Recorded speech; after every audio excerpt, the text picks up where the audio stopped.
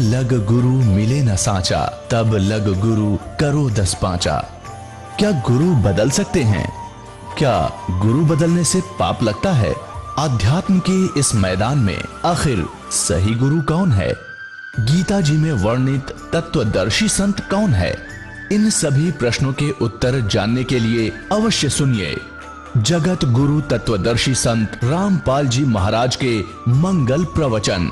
क्या कहते हैं परमात्मा कि हम बैरागी ब्रह्म पद और सन्यासी महादेव और सो हम नाम दिया शिव जी को, वो करे हमारी सेव। श्वेत भूमि का हम गए द विष्णु विश्वम्बर नाथ। हम इस विष्णु जी के लोक में गए, इनका श्वेत लोक है। अब इस नकली लोक बना रखे, सतलोक से मिलती जुलती कुछ श्वेत लोक है विष्णु जी का भी, लेकिन वो सपेती उसके बहुत कम है जो सतलोक का लिए। तो वहां कहते हैं श्वेत भूमि का हम गए जहां विष्णु विश्वम्बर नाथ, हरियम हीरा नाम दे अष्टकमल दल स्वाते। अब पुण्यात्मा धीरे धीरे आपको ज्ञान होगा परमपिता के सच्चे भक्ति का। और इस अब परमात्मा कहते हैं इन तीनों को हमने प्रथम बार एक एक मंत्र दिया ताकि इनकी दृढ़ता देखूं, ये कुछ विश्वास मेरे पर करेंगे तो कंप्लीट कोर्स दूंगा। तो कहते हैं हम श्वेत भूमि का हम गए जहां विष्णु विश्वम्बर नाथ और हरियम हीरा नाम दे और अष्ट कमल दल स्वात, जहां विष्णु जी रहते हैं नाभि कमल में, इसके अष्ट कमल हैं और इनको हरियम नाम दिया।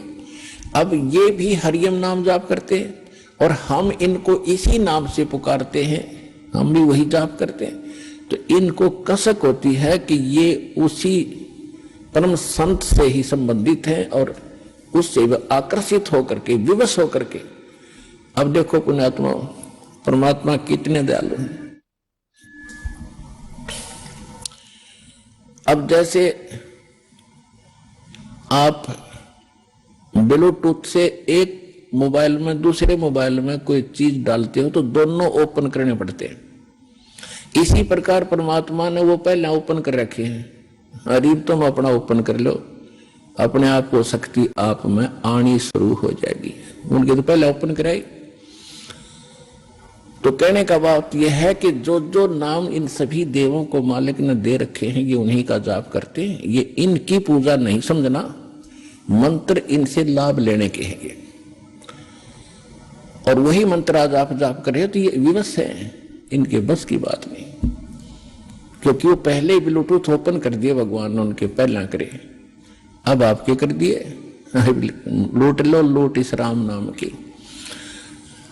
अब कहने का भाव ये है पुण्यात्माओं, आप जी को ये अनमोल जन्म मिला, अनमोल नाम मिला और ये अनमोल बरवाला स्थान मिला और वो बेकीमत भगवान मिला। इसको संभाल के रखना। समझा है तो सिर दर पाओ, बोर नहीं रहा सताओ। बोलो सतगुरुदेव।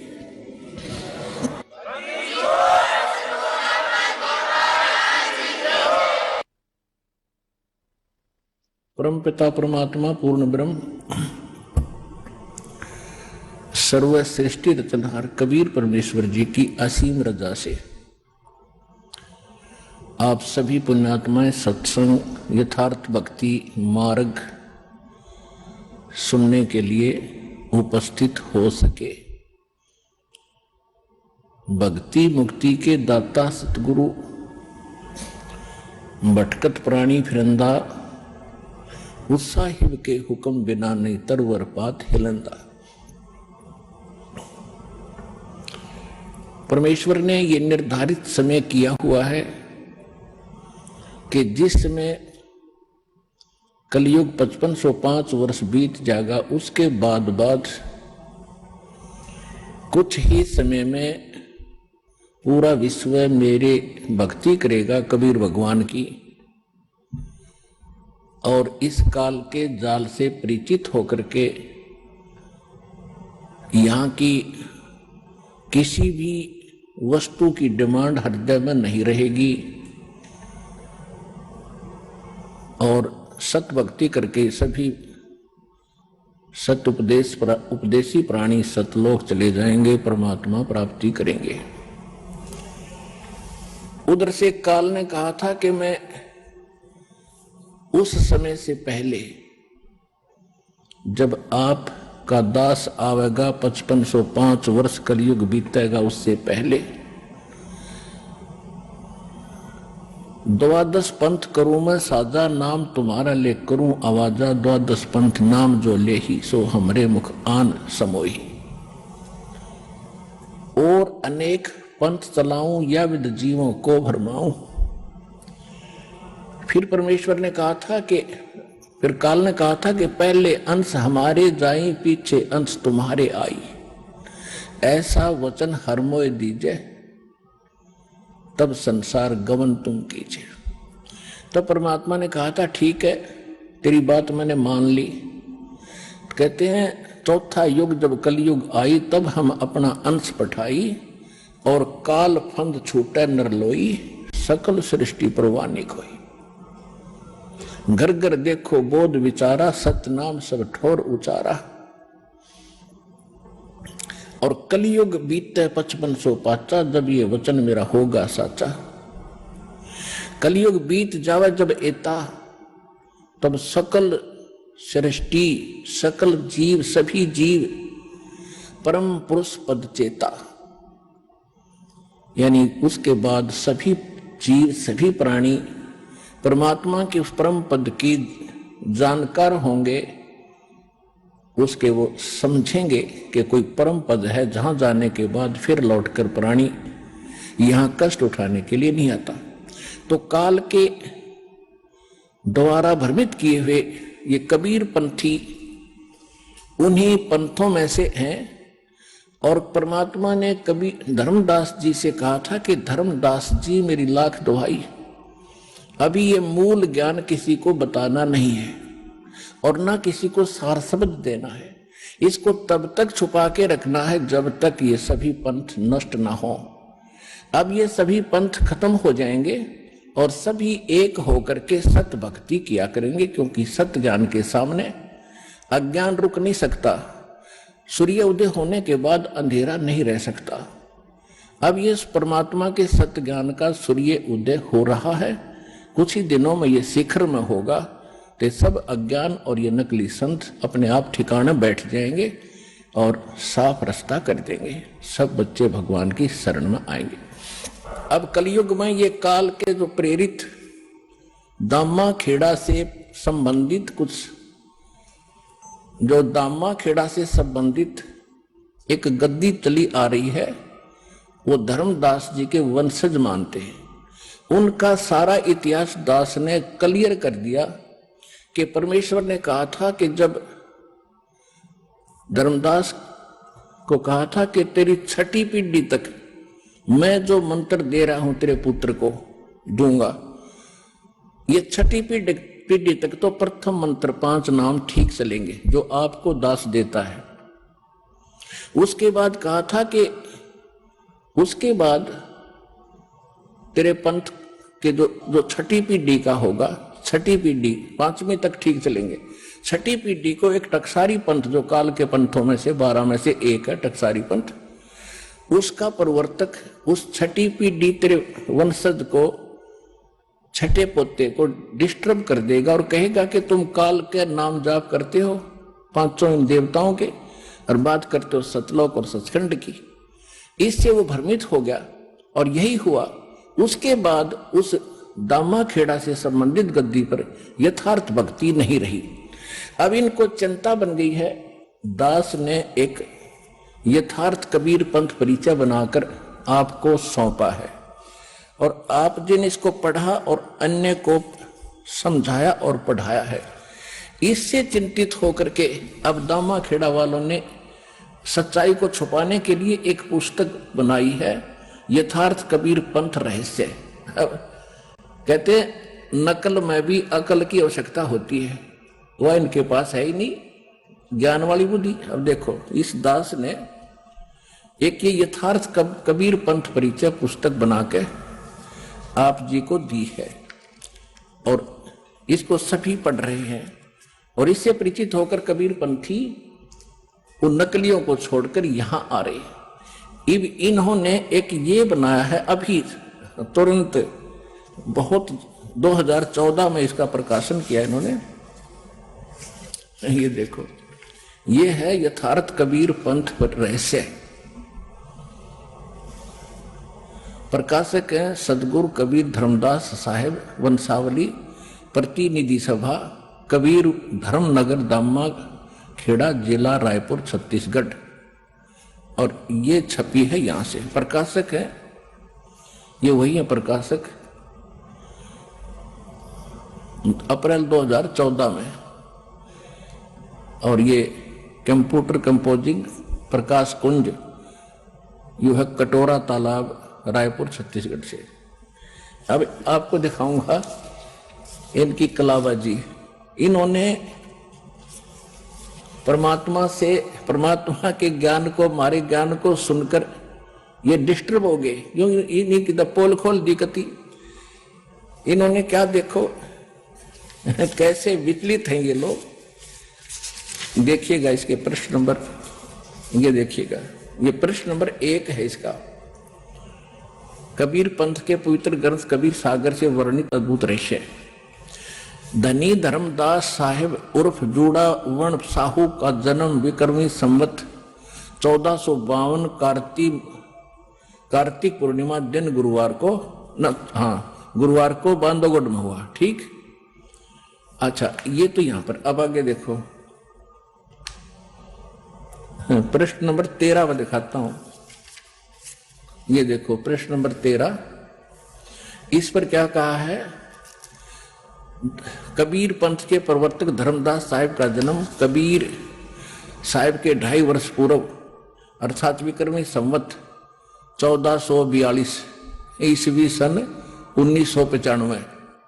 अकल है इनकी, अरे देवताओं 1442 और 1995 में। अब और दिखाता हूं आपको। देखो 7 पृष्ठ पे ये क्या कहते हैं। 7 पृष्ठ पे कहते हैं कि सतगुरु, ये क्या लिखा है कि सृष्टि रचना से पूर्व उस व्यापक सत्य सुनता में सतगुरु कबीर साहब स्वयं ही सतपुरुष में ही विद्यमान थे, यानी सतपुरुष में थे। ये क्या मानते हैं, कबीर साहब अलग है, सतपुरुष अलग है। और हमारी नकल करके इन्होंने नीचे थोड़ी सी बात घुमाई है, देखिएगा। इसी 7 पृष्ठ पे हम पढ़ रहे हैं। यहां क्या कहा इन्होंने, जगत सृष्टि की रचना से पूर्व निरंजन ब्रह्मा विष्णु शंकर भी इसी में समाहित थे। यो क्या कह रहा है कि ये क्या लिख रहे हैं, सतपुरुष में कबीर साहब भी उसी में लीन थे और निरंजन भी ब्रह्मा विष्णु महेश भी उसी में लीन थे। यानी इन नकलियों ने कबीर साहब को निरंजन और ब्रह्मा विष्णु महेश की कैटेगरी में लाकर खड़ा कर दिया। इनके पास खाक ज्ञान है। और देखो आगे देखो विद्वान थे, निरंजन भी उसी में थे, समाहित थे। और सृष्टि का संपूर्ण दृश्य अदृश्य जगत सतपुरुष में समाया हुआ था। अतः सतगुरु कबीर साहब इस समस्त दृश्य अदृश्य सृष्टि के साक्षी गवाह भी हैं। वे सृष्टि के आदि में भी विद्यमान रहे और प्रलय काल तक रहेंगे, यानी फिर मर जाएंगे। अर्थात सतपुरुष और सतगुरु कबीर साहब एक ही हैं। इनकी कलाबाजी देखो। पहले तो कह रहे हैं कि सतपुरुष में कबीर साहब समाये हुए थे और ब्रह्मा विष्णु महेश और निरंजन भी उसी में थे, और फिर उससे उत्पन्न हुए। अरे ये कह रहे कबीर साहब और सतपुरुष साहब एक ही हैं। ये तो हमारी पर केवल एक पंक्ति लिखी है गलती से। इनका मानना ये है कि कबीर साहब अलग है और सत्य पुरुष भिन्न है। तो यहीं से पता चल जाएगा ये पक्के काल के दूत हैं। इनको कख पता नहीं। और 600 वर्ष हो गए दावा करते हैं कि बांधवगढ़ दामा खेड़ा से जो नाम लेगा वो पार होगा। पार नहीं, उसका तो बेड़ा गर्क हो जाएगा। कख नहीं इनके पास, कोई सार नाम नहीं, सार शब्द नहीं इनके पास, सार सत्य नाम नहीं। 500 नाम अटपट कर रहे, वो भी सही नहीं। अब देखो 7 पर हम पढ़ रहे हैं। देखो ये 7 पर हम पढ़ रहे हैं, यहां तक हम आगे हैं। ये सारा हमने पढ़ लिया। वे सृष्टि के आदि में विद्यमान रहे और प्रलय तक रहेंगे, यानी प्रलय फिर कबीर साहब मर जाएंगे, इनका कहना। अर्थात सतपुरुष और सदगुरु कबीर साहब एक ही हैं। इसी अव्यक्त सतपुरुष से ही व्यक्त संसार का निर्माण हुआ है। और देखो अब 8 पृष्ठ पे क्या कहा इन्होंने, ये कुछ वाणी है कबीर सागर की ली है। आदि अंत कोई ना बासा, आप ही आप किन प्रकाशा, साहिब हतो न और नहीं कोई, शिष्य गुरु हते नहीं कोई, तब नहीं तब ब्रह्मा वेद निशानी, ना तब शिव की उत्पानी। ये कबीर साहब की वाणी है, इसका अनुवाद यहां कर रहे हैं। अतः सतगुरु कबीर साहब सतलोक का अधिपति सतपुरुष के प्रतिनिधि हैं। सतपुरुष का यही पवित्र प्रतिनिधि समस्त संसार में पूर्ण गुरु सदगुरु भी है। पंथ प्रदर्शक भी इसी एकाधिपति सतपुरुष से ही इस सृष्टि की रचना हुई है। देखो यानी सतगुरु कबीर साहब सतलोक के अधिपति सतपुरुष के प्रतिनिधि है, सतपुरुष नहीं, परमात्मा नहीं। अब इसी से पता लग जाएगा ये कितने विद्वान है, कैसा इन्होंने भगवान को जाना है। एक प्रधानमंत्री और प्रधानमंत्री का प्रतिनिधि होता, उसका कोई राजनीतिक सलाहकार, छोटा मोटा कोई सेक्रेटरी। प्रधानमंत्री ये कैसे हुआ, तो इसका मतलब इनको कख भी पता नहीं भक्ति मार्ग का। तो पुण्यात्मा रहम हुआ आपके ऊपर जो पहले आगे मान लेके चलो, और रोएंगे वो भक्त जो बाद में आओगे। ये जो कोशिश सब भी कर रहे हैं कि इसके माध्यम से सत्य को दबाएं। अब देखो एक और दिखाता हूँ कलाबाजी। अब देखो इन नकलियों ने इस दास के ऊपर कटाक्ष कर रखा है। देखो ये पृष्ठ है 58, इस पे इन्होंने क्या कहा है, बाकी और भी काफी कुछ कहा है। ये कहते हैं, ये सारे बता करके पंथ यहां कहता है, एक तथा कथित करीब कबीर देव का अवतार 3 बार में उपदेश बताता है। अर्थात प्रथम बार में गणेश, ब्रह्मा, सावित्री, लक्ष्मी, विष्णु, शंकर, पार्वती तथा माता शेरावाली का नाम जाप देता है, और दूसरी बार में 2 अक्षर, एक ओम तथा तत् का जाप देता है, और तीसरी बार में सार नाम देता है जो पूर्ण रूप से गुप्त है। इसी प्रकार कबीर पंथी की कोई शाखा ओम सोहम रंकार जाप कर रही है, तो कोई केवल ओम ए शब्द उच्चारण कर रही है, कोई शाखा श्वास को उल्टा करके साधना कर रही है, कान आंख बंद कर रहे हैं। और इनका कहने का भाव ये है कि 3 बार में नाम नहीं दिया जाता। वो एक कथित दास को कह रहे हैं, वो पहले ब्रह्मा विष्णु महेश के मंत्र देता है, फिर 2 अक्षर का देता है, फिर स्वर नाम देता है। ऐसा कुछ नहीं है, ये नकली कह रहे हैं। अब इनकी अब पोल खुल गई, आपको पता चल जाएगा ये फिर क्या बताते हैं। अपने आत्माओं इनने अपनी वास्तविकता पर बता दी। ये एक और छाप का ग्रंथ कति ताजा ताजा। अब देखिएगा इसके प्रश्न नंबर 50 पे ये कि कबीर पंथ के 12 पंथों का भेद, इसका ये सारा बताते हुए यहां इन्होंने 51 पर आगे यहां लिखा है कि 12 पंथ काल फुरमाना, भूले जीव न जाओ ठिकाना। ये सारा ले लिया नौका ने, बिल्कुल एक्यूरेट कबीर वाणी चैप्टर से, कबीर सागर से सारा। प्रथम जागो जग में बरमावे, दूसरा स्रोत गोपाल, फिर मूल निरंजन टकसार, और ये बीज की वाणी, ये सारा। और देखना है। अब 6वां पंथ सतनामी प्रकाश जीव पंथ, फिर राम कबीर पंथ, फिर आगे 10वां वेद परम धाम की वाणी, फिर साख हमारी निर्णय ठानी साखी, फिर ये है संवत 1775 होई ता दिन प्रेम प्रगटे जग सोई। ये 74 है, 1774 गलती से प्रिंट है। आज्ञा रह ब्रह्म बोध लावे, कोली चमार सबके घर खावे, साख हमारी ले जीव समझावे, असंग जन्म ठोर नहीं पावे। और बर में पंथ प्रगट हो बानी, शब्द हमारे की निर्णय ठानी, अस्थिर घर का मर्म नहीं पावे, 12 पंथ हम ही को ढावे, और बर में बर है पंथ हम ही चल आवे, और सब पंथ मिटा के एक चलावे। आय हाय। प्रथम चरण कलयुग निर्याना, तब मघर मांडू मैदाना। अब इन्होंने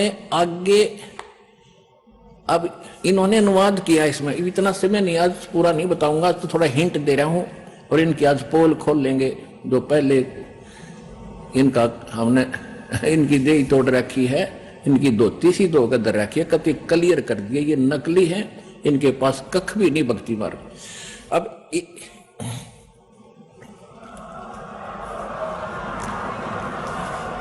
इन्होंने फिर आगे अनुवाद करा इसका अपने हिसाब से अड़ंगा करने के लिए, लेकिन इस वाणी का ना करा नहीं किया कि बर में पंथ हम ही चल आवे और सब पंथ मिटा के एक पंथ चलावे, ये वहां छोड़ दिया। क्योंकि श्रद्धालु केवल अनुवाद पढ़ते हैं, इनके वाणी वो समझ नहीं सकते, इसलिए दास पे कृपा करी परमात्मा ने ये प्रोजेक्टर और डीवीडी बनवा के कि हाथों हाथ सच्चाई में लगी, अरे ये नकली और अच्छी तरह साफ हो जाएंगे। इसमें देखिए अनुवाद किया इन्होंने, 52 पृष्ठ पे पढ़ते हुए आ रहे हैं कि परमात्मा कहते हैं कि बर में पंथ ये बर में पंथ है प्रेमी हम ही चल आवे और सब पंथ मिट एक ही पंथ चलावे। इसका अर्थ नहीं कर रखा ये सारा, ये देखिएगा पूरा पूरा देख लो, एक बार पूरा देख लो, पढ़ाऊंगा नहीं कर, एक देख लो इसको, आजकल बड़े सिस्टम है, पीछे पूरा पूरा पेज देखो, इसमें कहीं भी उस अर्थ नहीं दिया इन्होंने जिसमें ये लिखा है कि बर में पंथ हम ही चलावे, उसका कति जिक्र नहीं किया है। तो कहने का भाव ये है पुण्यात्माओं कि इन्होंने अब खलबली मच गई इनका कि इस यथार्थ कबीर पंथ परिचय पुस्तक ने अला के दर दिए, ऐसे गजब के प्रमाण दे रखे और ये खुद भी मान रहे हैं। इसमें इन्होंने लिखा है कि 13वां 11वां और 17वां इनको काल चलेगा भाई, और उसकी व्याख्या इन्होंने गलत की है अपने अनुयायियों को भरमाने के लिए, उनको भरमाने के लिए उसकी व्याख्या गलत करी है। और जब एक बात बताओ, जब छटाई छल लिया तो फिर आगे कहां रही उसमें भक्ति, पहले से डिस्कनेक्ट हो गया, फिर वो तो उससे अगले चलते रहे उसके। तो ये फिर दूसरा इनसे पता चलता है कि कौन सा नाम देते हैं, उसी को सार नाम, उसी को सतनाम बताते हैं। ये कौन से 5 नाम देते हैं, अजर नाम, अमी नाम, अमर नाम, पाताले सब सिंधु नाम, यही हंस का काम, एक पूरी आरती सी घोट रहे हैं, ये सतनाम है और यही सारनाम है इनका। अरे हद कर दी काल में, ये काल के पक्के एजेंट समझ लेना, और इनसे बचकर ही अपना नाम ज्ञान ग्रहण करो, सतनाम ग्रहण करो और अपना पीछा छुटो। परम पिता परमात्मा पूर्ण ब्रह्म सारी सृष्टि के रचने वाले, कुल मालिक कुल धनी कबीर परमेश्वर जी की असीम रजा से आप सभी पुण्यात्माएं परमात्मा की महिमा सुनने के लिए पहुंचे, एकत्रित हुए। न जाने आपके कौन से जन्म जन्मांतर के शुभ संस्कार आपको प्रेरित प्रभावित करके आपको यहां पर लाए हैं, और जितना समय आपको यहां आने का मिला है, ये परमेश्वर कबीर जी ने आपकी इस काल से जमानत ली है। हम सभी यहां काल की कैद में दंडित हैं, अपना दंड भोग रहे हैं, इंक्लूडिंग ब्रह्मा विष्णु महेश भी काल की जेल में हैं। ये हमारे में से ही इसने यहाँ के प्रधान बना दिए, हमें यहाँ रोक के रखने के लिए। इनको हमसे अधिक सुविधा दे दी। आप देखते हैं आपको कितने दृढ़ बंधन से बांध रखा है, और वो बंधन आपको दिखाई नहीं देते। तत्व ज्ञान ना होने के कारण हमने इसको एक परंपरा और अपना कर्तव्य मान लिया। संसारिक कार्यों को करना, बच्चों की परवरिश करना, और उसके बाद यदि कोई पैसा धन अधिक बच जाता है तो बकवाद करना, शराब पीना, डांस देखना, डीजे बजाना, विवाह के अंदर अधिक खर्च करके प्रभुता का पात्र बनना, इस प्रकार की हम बकवाद करने लगे। और हम कितने दृढ़ बंधन से बांध रखे काल भगवान ने हमारे अंदर, हमारे परिवार में कितनी ममता और मोह है। हम एक पल भी अपने परिवार के बगैर नहीं रह सकते। कहीं भी कार्यवश जाते हैं तो शाम को कोशिश करते हैं घर पहुंचे। और हम क्या करते हैं, सारा दिन केवल एक पेट पोषण के लिए, परिवार पोषण के लिए ही सुबह उठते हैं, खाना खाते हैं, अपने कार्य स्थान पर चले जाते हैं, अपने फील्ड पर चले जाते हैं, दुकानदार दुकान पे, किसान खेत में, मजदूर अपनी मजदूरी के लिए, और नौकरी करने वाला अपनी नौकरी पे। और फिर क्या करते हैं, शाम को आके पड़ गए। दिन में तो ये इधर उधर की बातें की, रात को उनका चिंतन सौपन में। सुबह उठे फिर चल दिए, शाम को आके पड़ गए, फिर उठकर चल दिए, फिर पड़ गए, फिर उठकर चल दिए, फिर मर गए। क्या यही काम था इस जीव का? ये काल की कैद है। इस सूक्ष्म, यहां पर सभी जो है आध्यात्मिक तरीके से दंडित होता है प्राणी। वो बाहर से दंड दिखाई नहीं देता, जब दंडित हो चुका होता है तब उसको महसूस होता है। और फिर हम ये सोचते हैं कि हमें ये कौन से कर्म का दंड मिला। ये कैद हमने जो यहां प्राप्त हुई, ये तो हमारी गलती बाहर की थी, हमने इस कैद से बाहर की थी, जेल से बाहर की थी, उस अच्छे स्थान पे सतलोक में। उसके बाद जो हम जेल में भी गलतियां कर रहे हैं, वो दंड यहां पर अलग से भोग रहे हैं। जेल में कोई बंदी, वहां कोई अलग से कोई शरारत करता है, उसको अलग से दंड दिया जाता है। और जो उसने बाहर दंड किया वो तो वो भोग ही रहा है, क्योंकि जेल के अंदर है। तो हम यहां काल की जेल में हैं, और सुबह और शाम इसने हमें इतना व्यस्त कर दिया कि हमें एक पल की चैन नहीं। आध्यात्मिक तरीके से इसने हमें इतना बांध दिया। अब परमात्मा आपकी जमानत लेता है इस काल से। कहते हैं, कर ले गुरु वकील मुकदमा भारी है। परमात्मा आपके मोक्ष प्राप्ति के लिए ना जाने कितने रोल करता है, कितनी भूमिका करते हैं। कहते हैं, 100 छल छिद्र मैं करूं अपने जन के काज।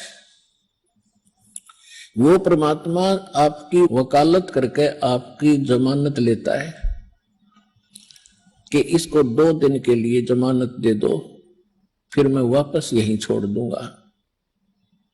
ये 2 दिन सुख का सांस ले आवे, सतलोक आश्रम बरवाला जिला हिसार में।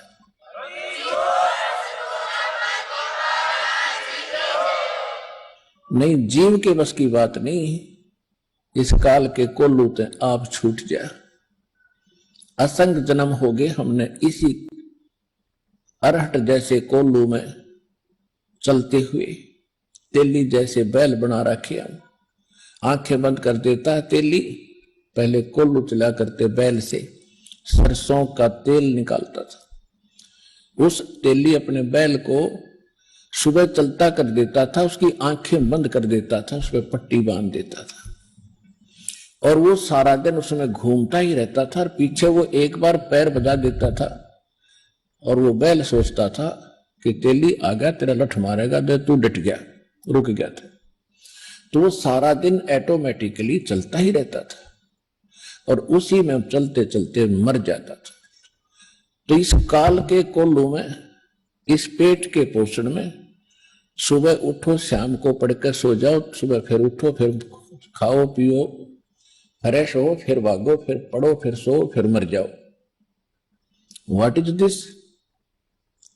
ये क्या है? हम इसने एक प्रोसीजर मान बैठे कि बस इतना ही काम होगा।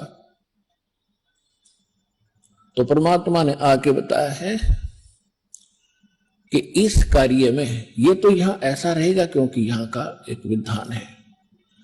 इसके साथ साथ हम इससे छुटकारा पाने के लिए फॉरएवर, सदा के लिए, उसकी विधि, उसका तरीका, उसके विधान भगवान ने बताए हैं। उन सभी विधानों के अनुसार हम अपना सब क्रियाएं करेंगे तो फिर हम इस जेल में भी दंडित नहीं होंगे। और जिस दंड के कारण, जिस पाप के कारण हम दंडित हैं, यहां पर इस जेल में फंसे, उसका समाधान परमात्मा ने बता दिया। ये भक्ति, ये विधि, ये साधना, ये मर्यादा, आपकी यहां से बिल्कुल जेल मुक्त हो जाओगे, आपका पूर्ण मोक्ष हो जाएगा।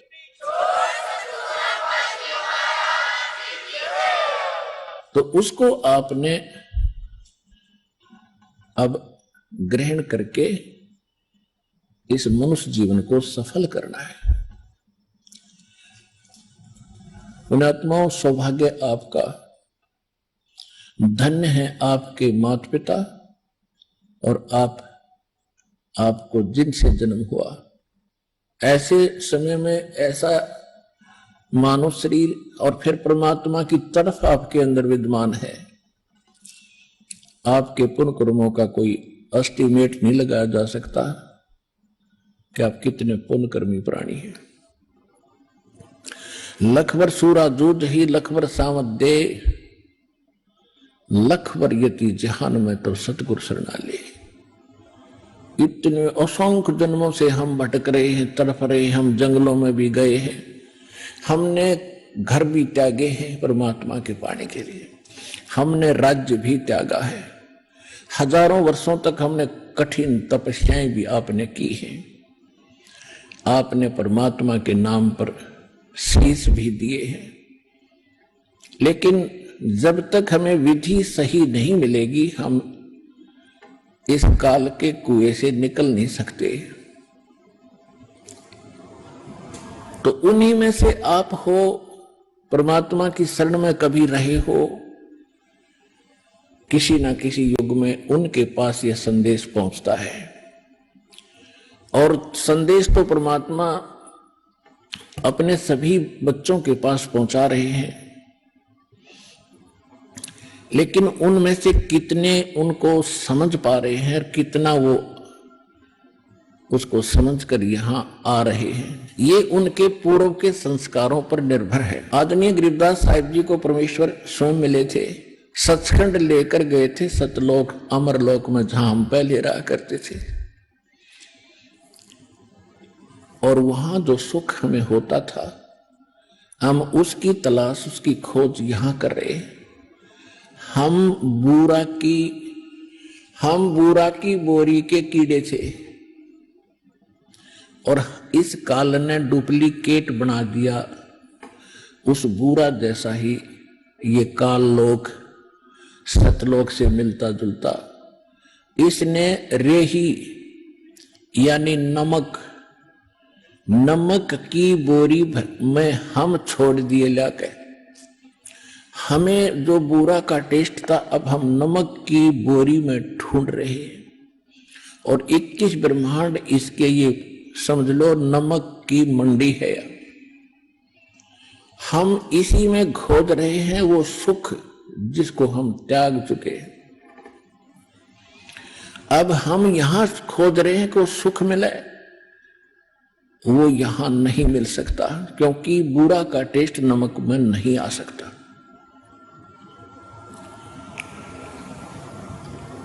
अब जैसे गरीबदास साहिब जी को परमात्मा मिले थे, सतलोक लेकर गए थे, उन्होंने वापस छोड़ा था।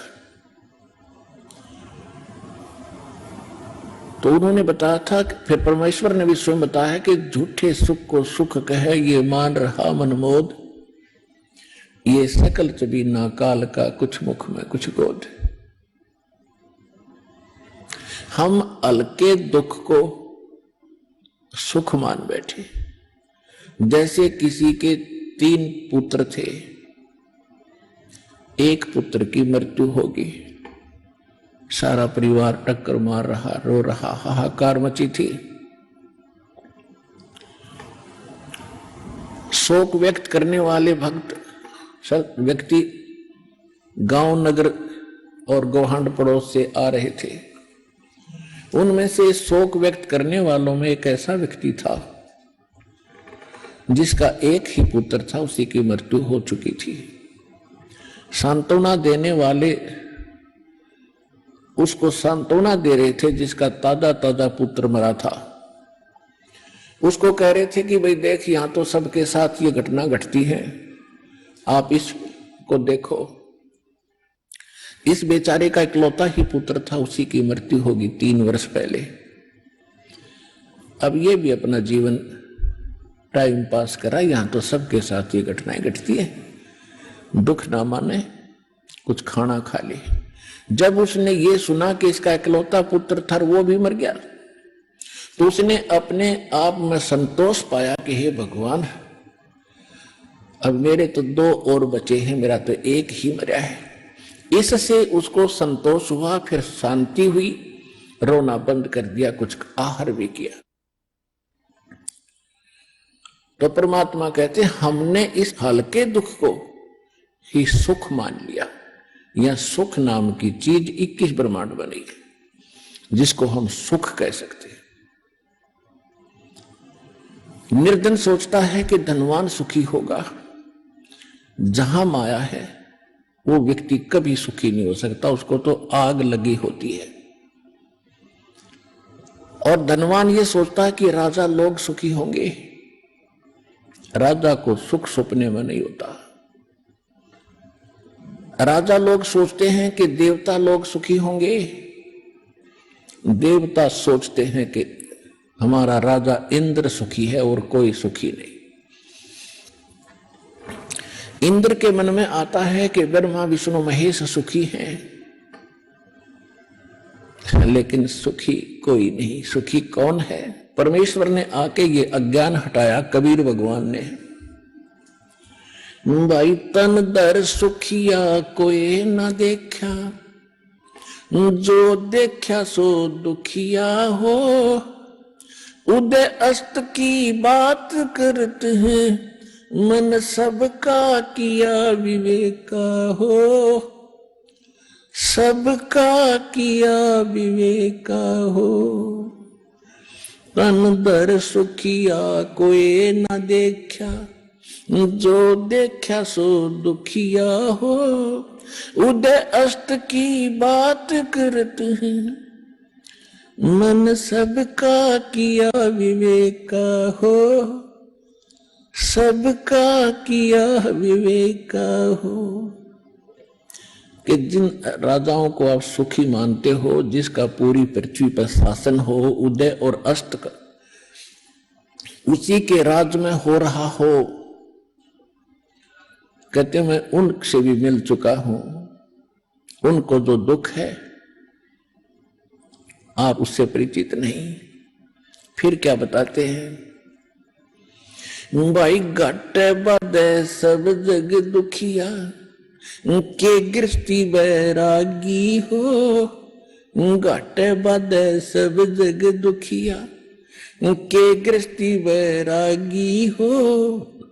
सुख देव ने दुख के डर से, गर्भ में माया त्यागी हो। गर्भ में माया त्यागी हो। तन दर सुखिया कोई न देखा, जो देखा सो दुखिया हो। उदय अस्त की बात करते हैं, मन सबका किया विवेका हो। सबका किया विवेका हो। जंगम दुखिया ये जोगी दुखिया, तपस्वी को दुख दूना हो, जंगम दुखिया ये योगी दुखिया। तपस्वी को दुख दूना हो, आशा तृष्णा सब में व्यापे, कोई महल न सुनो हो, कोई महल न सुना हो।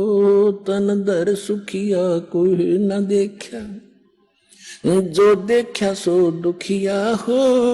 उदय अष्ट की बात करते हैं, मन सबका किया विवेका हो, सबका किया विवेका हो। भाई साच कहूं तो ये जग ना माने, पर झूठ कही ना जाई हो। साच कहूं तो जग ना माने, पर झूठ कही ना जाई हो। ये ब्रह्मा विष्णु शिव जी दुखिया, जिनने ये राह चलाई हो, जिन ये राह चलाई हो। तन दर सुखिया कोई ना देखा, जो देखा सो दुखिया हो। उदय अष्ट की बात करते हैं, मन सबका किया विवेका हो, सबका किया विवेका हो। सूरपति दुखिया भूपति दुखिया, रंग दुखी बपरीती हो। सूरपति दुखिया भूपति दुखिया, रंग दुखी बपरीती हो। कहे कबीर और से भी दुखिया, एक संत सुखी मन जीती हो, संत सुखी मन जीती हो। उदय अष्ट की बात करते हैं, मन सबका किया विवेका हो, सबका किया विवेका हो। सूरपति दुखिया भूपति दुखिया, रंग दुखी बपरीती हो। सूरपति दुखिया भूपति दुखिया, रंग दुखी बपरीती हो। कहे कबीर और सब दुखिया, एक संत सुखी मन जीती हो, संत सुखी मन जीती हो। तन दर सुखिया कोई ना देखा, जो देखा सो दुखिया हो। उदय अष्ट की बात करते हैं, मन सबका किया विवेका हो, सबका किया विवेका हो। आइए अब हम उन श्रद्धालुओं के अनुभव जानते हैं जो जगत गुरु तत्वदर्शी संत रामपाल जी महाराज जी से दीक्षा प्राप्त कर चुके हैं तथा उनके द्वारा बताए गए भक्ति मार्ग पर चल रहे हैं। नमस्कार सर। नमस्कार जी। क्या नाम है जी आपका? मेरा नाम राजकुमार और रोपड़ से पंजाब से आया हूँ मैं, डिस्ट्रिक्ट रूपनगर, गांव कोटला निहंग और न्यू कॉलोनी। संत रामपाल जी महाराज से नाम दीक्षा कब लिया आपने? मैंने सर 12-15-2017 को ली। क्या करते हैं आप? मैं सर वेल्डिंग का काम करता था फैक्ट्री में। संत रामपाल जी महाराज से नाम दीक्षा क्यों ली? सर ऐसा है कि मैं बहुत सारे पहले भक्ति भी करता था, माता के जागरण करता था, तो हमारे पे कष्ट से कष्ट टूटते जा रहे थे।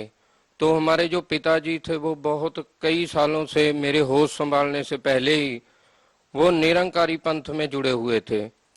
तो मैंने आशुतोष जी महाराज से भी नामदान ले रखा था। तो कहीं ना कहीं वो भक्ति से मेरे को आराम नहीं था मिल रहा, कोई घर में बरकत नहीं थी पैसे की, और वैसे भी हमारे खर्चे पे खर्चा और दुख तकलीफें बहुत थी। और प्रेतवादा ऐसी थी कि हमारे को कि कई बार जागरण करते करते ही वहां से ही मेरे को हुआ। तो ऐसा मैं खेलने लग गया था, जागरण में खेलने लग गया। तो कभी कभी इतना क्लेश होना घर में, और कभी कभी मिट्टी का तेल उठा के अपने ऊपर डाल लेना कि मैं मर जाऊंगा। इतना प्रेत बाधा से हम परेशान थे बहुत। तो हुआ क्या ही, ऐसे ही कभी कपड़े फाड़ देने, भाग जाना। हमारे पास नजदीक ही नहर है कि मैं मर जाऊंगा, मैं नहीं जीऊंगा। तो मेरे 3 लड़के थे सर। 3 लड़कों में से एक मेरा बेटा भी ऐसे ही ब्लड कैंसर हो गया था उसको 5 साल की उम्र में, वो भी मृत्यु को प्राप्त हो गया। तो मैं कहीं ना कहीं ये सोचता था कि भगवान, सभी बोलते हैं कि माता के, शुरू से मेरी ना बचपन में माँ मर गई थी सर। मैं 6 महीने की उम्र थी मेरी, तो जो मेरी मदर थी, मेरा सर यहाँ से पूरा गल गया था, यहाँ से हड्डी निकल गई थी एक यहाँ से, तो पूरा डैमेज हो गया था। तो मेरी मदर इसी चक्कर में मर गई कि नहीं ये बचेगा नहीं। तो सर मदर तो मर गई, फिर मैं बच गया। मेरा अमृतसर में ऑपरेशन हुआ इसका। तो मेरे, जब मैं होश संभाली तो मेरी मदर की कोई फोटो भी नहीं थी घर में। मैंने को नहीं था पता माँ कैसी होती है। तो सर जी मैंने जब होश संभाली तो मैंने माता दुर्गा को, और मैं यही सोचा कि यही जगजननी है, यही सृष्टि की रचनहार है। तो मैं माता को बहुत मानता था। सबसे ज्यादा इतना मैं करता था कि जो भी करते हैं माता ही करती है, तो सारा कुछ इतनी भक्ति करता था कि मैं 1-2 बार माता ने मेरे को दर्शन दिए। मैं नैना देवी साल में 2 बार, 3 बार, और कई बार साल में 1 बार जरूर जाता था। तो जागरण भी करता था मैं। हमारे गांव में जागरण पार्टी थी, तो मैं शुरू से ही जागरण के बहुत मेरा होता, गाने बजाने में रुचि थी। तो जब मैं माता को 1-2 बार, मेरे को माता भी दिखाई दी, दर्शन दिए माता ने, तो इतना मतलब मेरे को कोई लाभ नहीं था मिलता। मैं बोलता था कि मैं इतनी भक्ति भी करता हूँ माता की, और मैं निरंकारी पंथ में भी जुड़ा हुआ हूँ। मेरे ससुराल वाले, मेरी शादी भी निरंकारी पंथ के हिसाब से ही हुई थी। तो ये सारा कुछ करते करते फिर मैंने ये छोड़ के मैंने आशुतोष जी के पास भी गया। तो उन्होंने भी जो साधना बताई थी कि ऐसे 2.5 घंटे 3 घंटे बैठना है, नाक कान मूंद के, तो अपनी जीव है जो तालू को लगानी है, तो साधना करनी है, तो आपको परमात्मा की प्राप्ति होगी। वो भी बोलते कि प्रकाश दिखता है, झुनकार दिखेगी, सुनाई उसको सुनना है। तो मैं कहीं ना कहीं ये सोचता था कि परमात्मा, हम ऐसे हैं तो परमात्मा कैसा होगा। परमात्मा हमको जिसने बनाया है वो हमारे जैसा ही होना चाहिए, कि ये लोग कैसे बताते हैं कि परमात्मा ऐसा है, परमात्मा ऐसा है। तो मेरे को जचती नहीं थी बात वो। कहीं ना कहीं मैं ये सोचता था कि परमात्मा आप कहाँ हो, कैसे मिलोगे मेरे को। तो इतना कष्ट होते होते आखिरकार मेरे 2011 महीने 17 को 4 तारीख को मैं फैक्ट्री में सेकंड सैटरडे को सुबह 10 वाली चाय पी के काम कर रहा था सीढ़ी पे ऊपर। तो नीचे बहुत बड़ा कबाड़ पड़ा हुआ था लोहा, तो मैं ऊपर से गिर गया सर जी। मेरे को नहीं पता, मेरे ना महीने में 2 महीने में ऐसी चोट लगती थी कि बड़ी कसूती चोट लग जाती थी, बहुत देर बहुत चोटें भी लगती थी।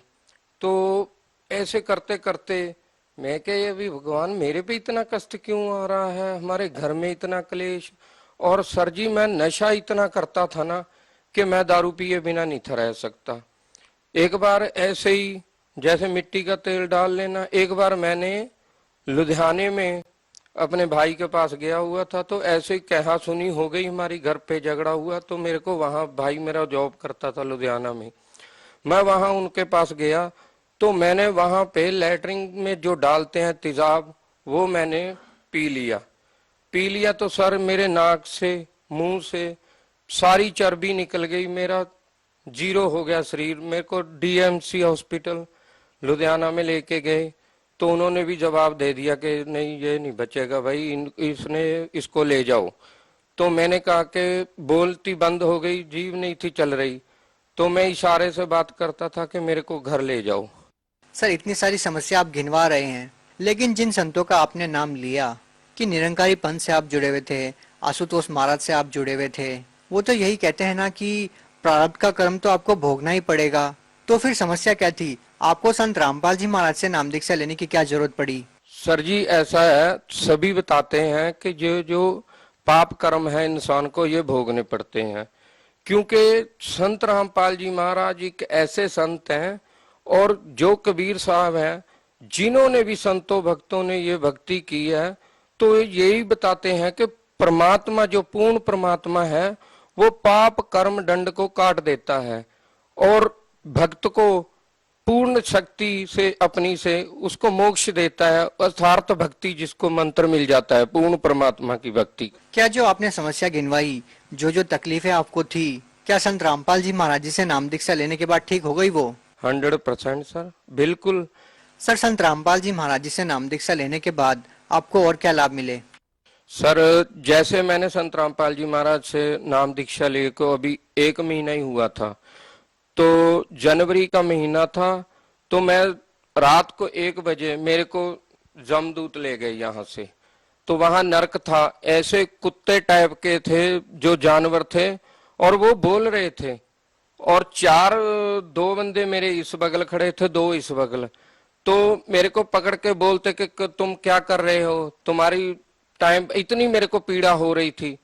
तो पीड़ा के बीच में तो मेरे को पूछा कि तुम क्या कर रहे हो। मैंने बोला कि मैं माता के जागरण भी करता हूँ, भक्ति करता हूँ माता की, और मैंने निरंकारी पंथ से भी जुड़ा हुआ। मैं अपना आशुतोष महाराज जी के पास भी वो भी भक्ति की है।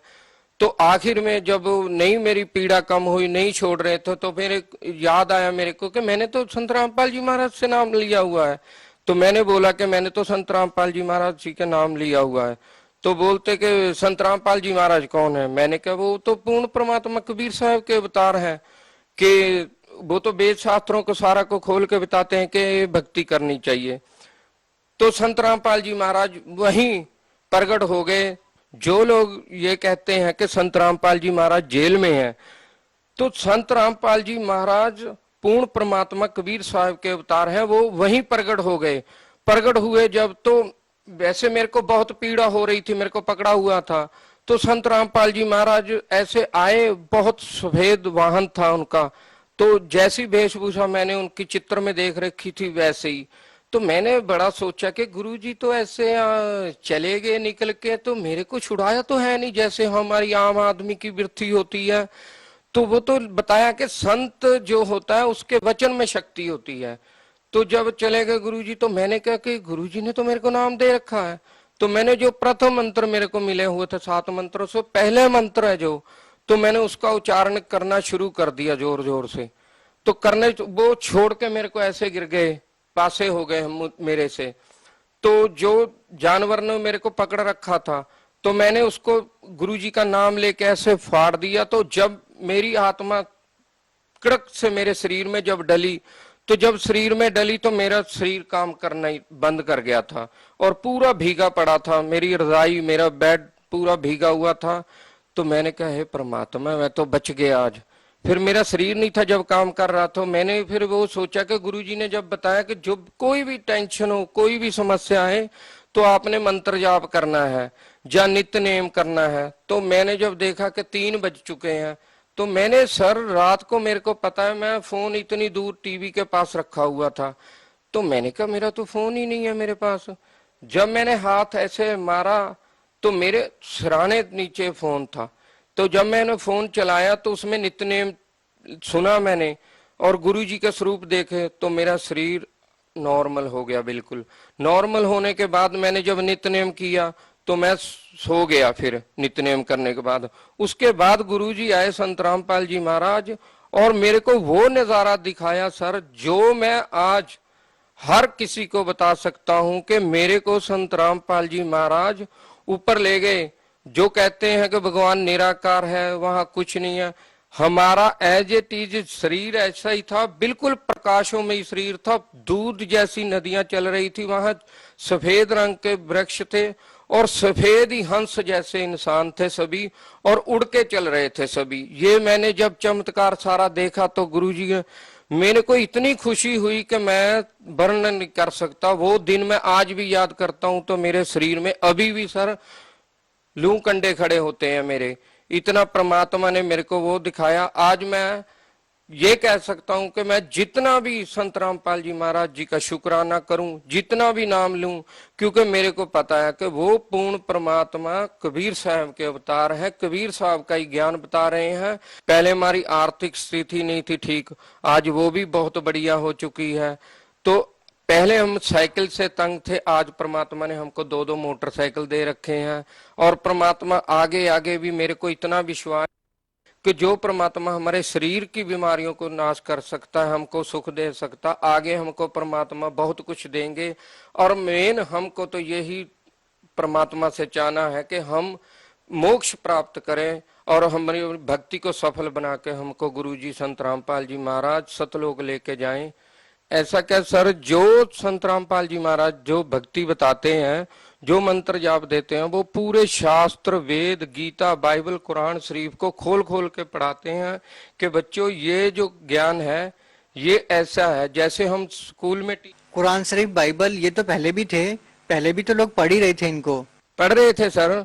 पर कहते हैं ना, जैसे गीता जी में लिखा हुआ है कि वो पूर्ण संत है, जो वो तत्वदर्शी संत है, वो जो तत्व ज्ञान का जो करता है कि हे अर्जुन, जो जो शास्त्र विधि को त्याग के मनमानी पूजा करते हैं, उनको ना तो कोई सुख, ना सुवृद्धि और ना ही उनकी गति होती है। तो आपके कहने का जो मतलब है कि बाकी के जो संत है वो शास्त्र विधि से अलग भक्ति बता रहे हैं।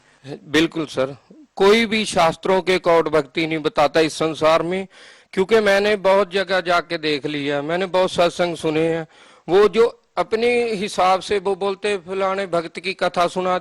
लेकिन ये बात बताइए, आपने कहा कि आपने नशा भी छोड़ दिया, शास्त्र विधि अनुसार भक्ति करने से और नशा छोड़ने से ये बात कहाँ पर मैच करती है? ये तो अपने आप में कहीं लॉजिक ही नहीं बनता कि आपने शास्त्र विधि अनुसार भक्ति की और आपका नशा छूट गया। सर जी ऐसा है, ये पूर्ण परमात्मा की भक्ति है, इसमें इतनी शक्ति है ना। संत रामपाल जी महाराज जो भक्ति बताते हैं, जो भी हमारे देवी देवते जिनको हम पहले पूजते थे, हम श्राद्ध भी करते थे, पितरों की पूजा करते थे, व्रत भी करते थे, तीर्थों पे जाते थे, मंदिरों में मत्था टेकते थे, जो हमारी समस्या थी वो कभी हमारी टलती नहीं थी। लेकिन ये तो हर संत कहता है कि नशा नहीं करना चाहिए, ऐसा ही संत रामपाल जी महाराज कहते हैं, तो फर्क क्या है? सर जी, कहने और करने में बहुत फर्क है। लेकिन नशा तो व्यक्ति को ही छोड़ना पड़ता है ना आखिरकार। नशा चाहते तो आप पहले भी छोड़ देते। नहीं सर जी, ये ऐसा गंदा जो कुआं है ना, इसमें से निकला नहीं जाता, ये लग तो जाता है, छूटता नहीं है। अब कैसे निकल गए आप? अभी जो संत रामपाल जी महाराज ने भक्ति बताई है, जो मंत्र जाप दिया है, तो मैंने वो मंत्र जाप कंटिन्यू करता रहा। मंत्र जाप से नशा छूट सकता है? हाँ जी बिल्कुल, 100% मंत्र जाप से नशा छूट जाता। तो संत रामपाल जी महाराज का अनुयायी कोई भी नशा नहीं करता?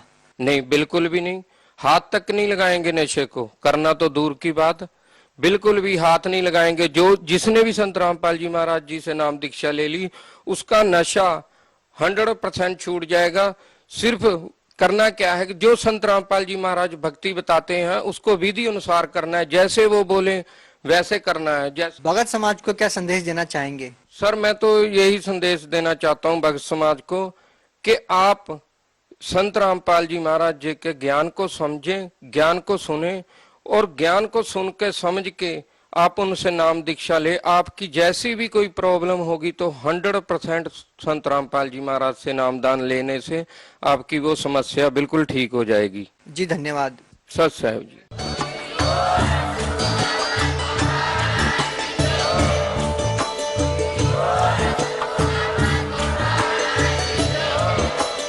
आप सुन रहे थे जगत गुरु तत्वदर्शी संत रामपाल जी महाराज जी के मंगल प्रवचन। अधिक जानकारी के लिए विजिट कीजिए हमारी वेबसाइट www.jagatgururampalji.org। संत रामपाल जी महाराज जी के शुभ आशीर्वाद से पूरे विश्व भर में 500 से भी ज्यादा नाम दीक्षा केंद्र हैं, जिन पर संत रामपाल जी महाराज जी द्वारा ऑनलाइन निशुल्क नाम दीक्षा दी जा रही है। अपने नजदीकी नाम दीक्षा केंद्र का पता करने के लिए संपर्क